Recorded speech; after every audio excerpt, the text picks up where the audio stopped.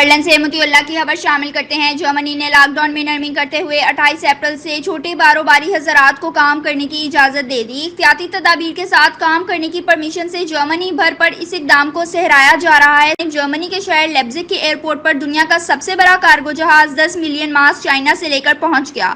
आज से जर्मनी में मास्क लाजिम हो गया है। शॉपिंग सेंटर्स, पब्लिक ट्रांसपोर्ट्स के इस्तेमाल करने के सेमन मास्क लाजमी करार दिया गया।